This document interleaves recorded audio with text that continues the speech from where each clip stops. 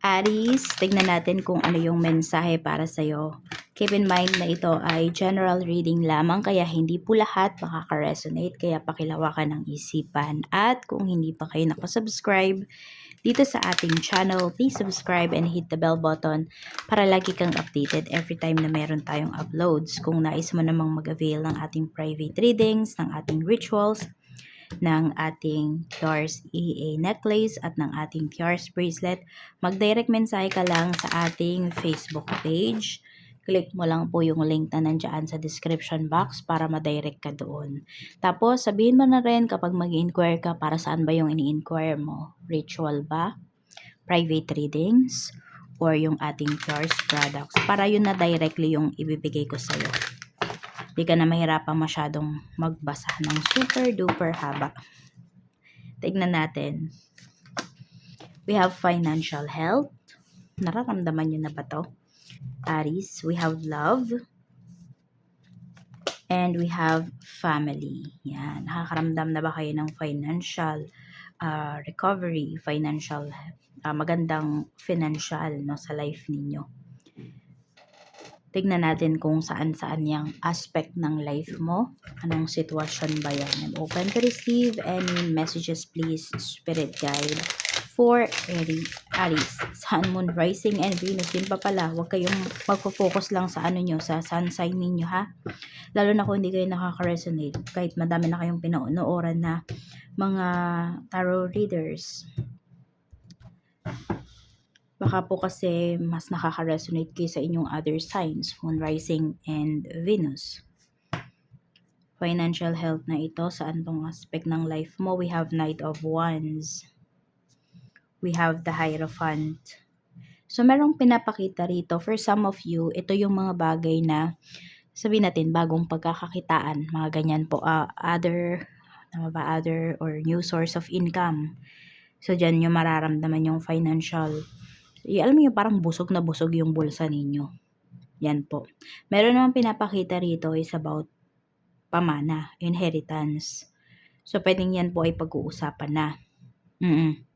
Pero, depende, no, kung ito ba. Kasi, either, kung ito ay property, pwede kasi na maging gastos pa yan eh. No? Depende kung ibebenta nyo ba yung property, yung tipong ganyan. So, parang gagawin nyo na lang siyang cash or ide-develop po ninyo tapos papaupahan, yung ganyan. Depende yan ha. Ito may risk din talaga kung ano ba yung gagawin ninyo dito para ito po, yung pamana na to sa inyo ay mas mas mapakinabangan po ninyo. Yan. Tignan natin. Some of you, mas iisip ninyo, wala naman pong mga lupa, wala namang malaking pera, yung sabi natin, mga oldies sa inyo. So, pwede po ito ay skills, di ba? Pwede yun yung ipapamana sa'yo. Yun lang, kailangan mo lang tignan, i-appreciate, para magkaroon ka nga ng pera, na pumapasok na pera para sa'yo. Tingnan natin yung love na ito. We have justice. Pwedeng merong ikakasal, pero civil wedding lang yung nakikita ko rito. Pero more on siguro meron ay practical po kayo. So, pwedeng may magyaya sa inyo dito no, ng kasal. Timeless naman yung readings natin. Papansin nyo ba, hindi na ako naglalagay ng date. Kasi gano'n naman sa tarot readings. No? Tingnan natin. Kaya minsan, 'di ba, kahit sobrang tagal na ng readings, pag nadaan sa feeds ninyo, na-click ninyo, masabi nyo, naka-resonate po ako. We have 7 of Cups. Pero may pinapakita rin dito, kasi legal matters to eh. So, kung kayo po, hindi kayo pasigurado dun sa person ninyo, or may issues pagdating sa legalities, ganyan, baka may kasal na dito, or yung person mo, kasal na siya. Oo. Pero hiwalay, pero wala naman siyang balak ayusin yon. So, lalabas dito, third party ka pa rin, di ba? So, pag-isipan mo daw yon. Kasi sabi dito, madami daw isda sa karagatan.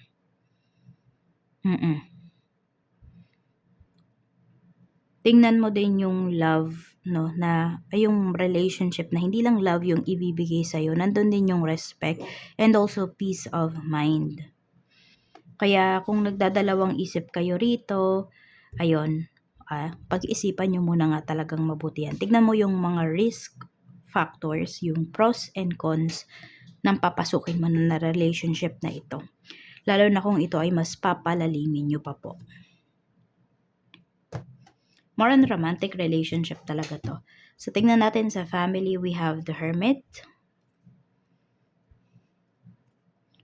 Meron tayo ditong Six of Swords.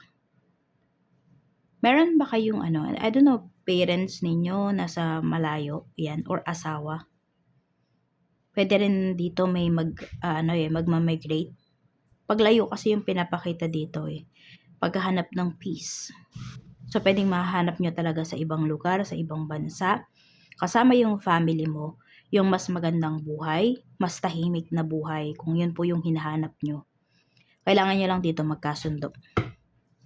Tingnan natin, Aries, ano pa yung mensahe for you?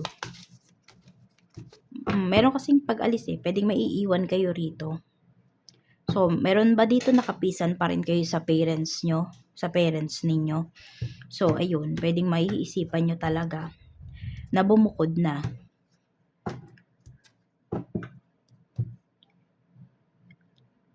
Emotion mo, kamusta? We have the World. Sa emotions mo, alam mo yung parang may matatapos. Ganun yung nafe-feel mo May matatapos, tapos may bago kang sisimulan. So, in short, very hopeful ka rito sa mga mangyayari sa life mo. Yan yung nararamdaman mo ngayon. Six of Pentacles, ito naman yung iyong kaisipan. So, pwedeng hindi ka nakikipag-usap sa mga taong oo at hindi lang yung kayang isagot sa'yo. Yung gusto mo yung may mapupulot ka. Yung, alam mo yun, yung may knowledge na madadagdag sa'yo. Ganyan yung nakikita ko Ayaw mo lang yung ikaw lang yung bigay ng ideas. Gusto mo rin yung mga tao na, yung syempre, yung katulad mong mag-isip ba, ganyan. So, punong-puno ka ng ideas dito. And yes, marami sa inyo, Aries, hindi naman kayo madamot sa pagbibigay ng mga ideas. Pero syempre, ayun, protektahan mo din kung ano man yung mga gusto mong gawin na yan, yung mga naiisip mo. Keep it to yourself muna. Kahit na gustong-gusto nang sumabog ng iyong kaisipan, i-journal mo na lang muna. Huwag mo munang sabihin towards other people. Kasi baka maunahan ka. We have the Chariot. Ito naman pagdating sa iyong spiritual health. So, lahat naman ng mga pinaniniwalaan mo, nag-work naman yan para sa iyo ngayon. Wala ka namang maipintas ba sa mga nangyayari sa nararamdaman mo, sa life mo, sa beliefs mo, sa religion na pinaniniwalaan mo. Alam mo yung all set naman siya. Ganyan, nasa track. You are on track. Yan yung nararamdaman mo pagdating sa iyong spiritual health. Tingnan natin. Pagdating naman sa 3 blessings na marireceive mo, we have 8 of Wands. So, may travel talaga na pinapakita rito.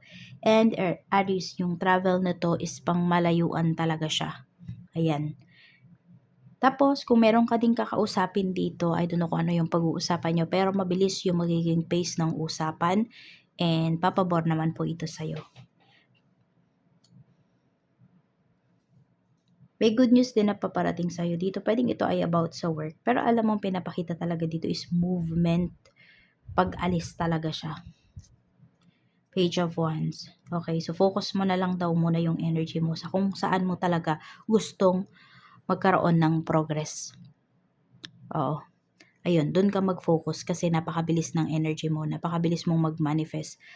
Ang ganda nung energy para sa'yo ngayon. Ganun yung gawin mo. Para wala kang pagsisihan dito. Kasi baka mamaya, di ba, focus mo yung energy mo sa ibang bagay na, sabihin natin, hindi mo naman dapat pinagpo-focusan muna. Madami kang mamimiss dito na opportunities. Kaya, manage mo yung time mo, yung energy mo. Energy naman ng mga taong makakasalumuha mo today. So, we have 3 of Cups. So, pwedeng mga laseng, meron, masasaya, okay? Mga nag-e-enjoy sa life. Ganyan yung mga makakasalumuha mo. Ganyan yung mga makikita mong tao. Tignan natin, pagdating naman sa work, kamusta ang trabaho? We have King of Swords. Meron ba dito parang lagi kang pinag-iinitan? Parang laging mainit yung ulo sa'yo nung tao na to. Pero totoo, gusto nitong maka-close ka nung ano mo na to, ng coworker mo na to. Hindi niya lang alam kung paano ba yung tamang approach na gagawin niya towards you. Oo. Pwedeng may pagtingin to sa'yo, no? May romantic feelings to sa'yo. Pero mag-ingat ka daw. Lalo na kung yan nga ay may asawa na or committed na nga yung tao na yan. 7 of Swords. May mga umiiwas ba sa'yo dito na co-workers mo? Kasi nga pinag-iinitan ka Ganun yung nafe-feel mo. We have 6 of Wands. May good news na paparating sa career. Could be promotion yan. May promotion, may salary increase, bonus. Basta kung ano man yung negative na nangyayari dito sa trabaho mo ngayon, huwag mo siya masyadong pansinin or huwag mo siyang pagfokusan, pero dapat aware ka. Yan, meron niyang magandang idudulot sa'yo. Basta parang all eyes on you. Aries, ganyan ang pinapakita rito. So maraming naiinggit sa'yo dito sa trabaho. Pero ikaw naman, kung ito yung kinaiinggitan nila, lagi kang nakikita ng tao na to, ikaw naman naiinis ka.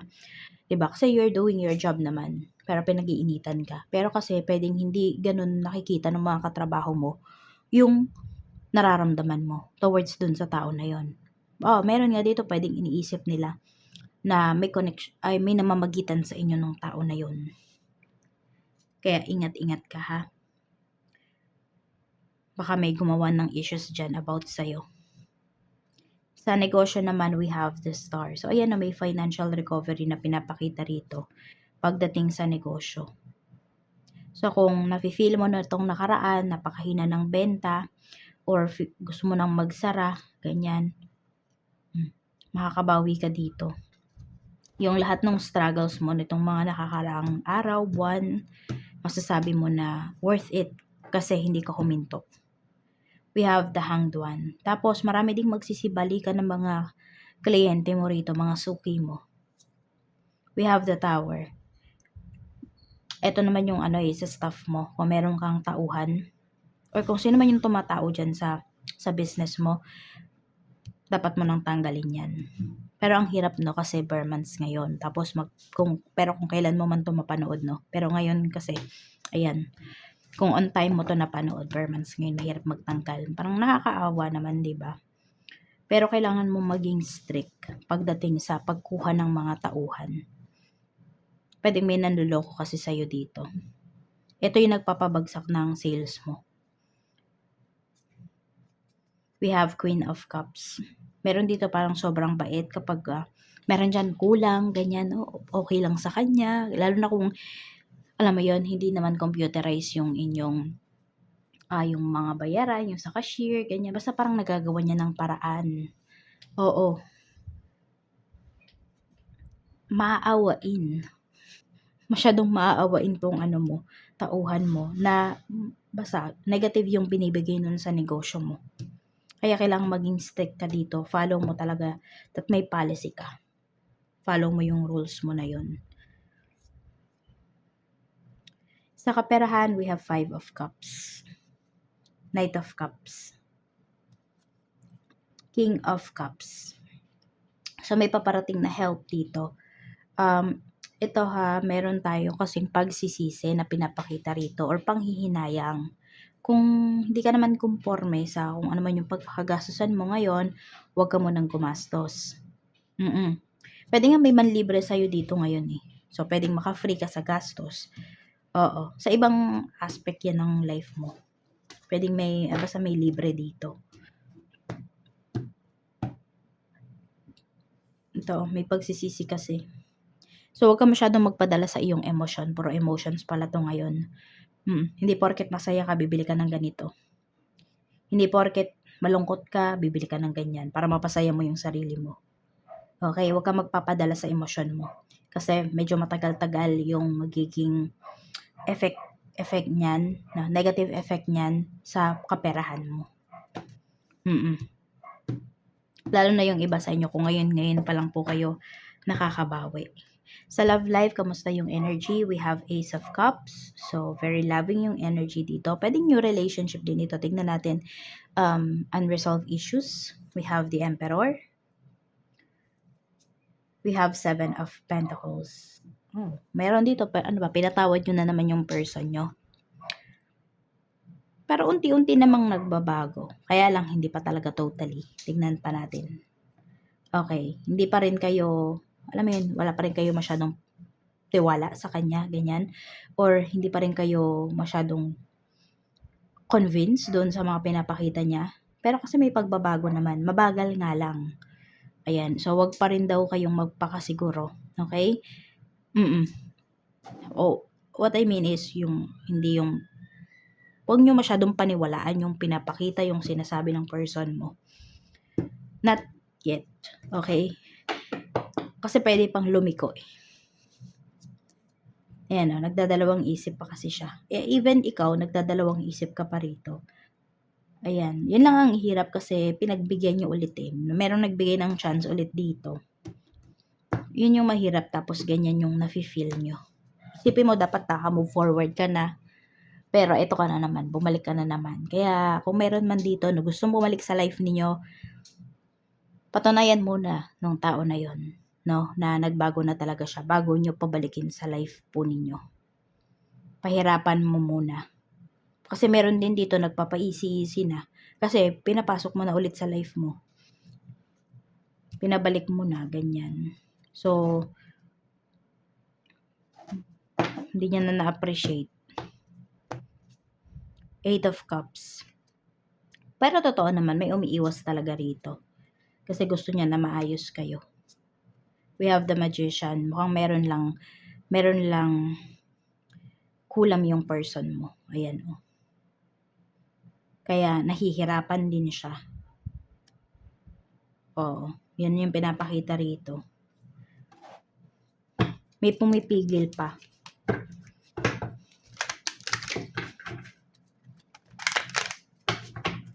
Tingnan natin.